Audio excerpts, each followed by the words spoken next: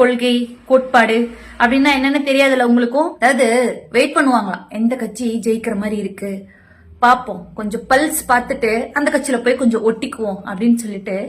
நான் கேக்குற இதெல்லாம் அரசியல்ல இதெல்லாம் என்ன ஒரு பிழைப்பு? அங்க கொஞ்சம் இங்க கொஞ்சம் வாய வச்சுட்டு இருக்காதீங்க. நீங்க எல்லாம் பேசுறீங்கன்றக்காக அவரோட மதிப்பு கொஞ்சம் கூட குறைஞ்சிருந்தால நினைக்காதீங்க.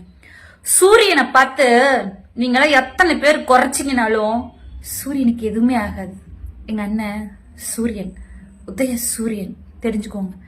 திமுக வேற இல்ல, செந்தில் பாலாஜி நான் வேற இல்ல. துண்டை விரிச்சு வச்சிருக்கீங்கல்ல, வருவீங்கல்ல, பாத்துக்கலாம். அது வரைக்கும் கொஞ்சம் நாவடக்கம் வேணும், கொஞ்சம் அரசியல் நாகரிகம் வேணும். கேப்டன் இருந்த வரைக்கும் வாரி இறைச்சு வாழ்ந்தாரு மனுஷன், தெய்வமா பூமியில வாழ்ந்துட்டு போனாரு. உங்க கூட எல்லாம் வாழ முடியாம தான் சீக்கிரம் போயிட்டாரு போல. இந்த மாதிரியான பொம்பளை கிட்ட எல்லாம் வாழ முடியாதுன்னு தான் போயிட்டாரு போல. செந்தில் பாலாஜி அண்ணாவை பேசுறத நிறுத்திக்கோங்க.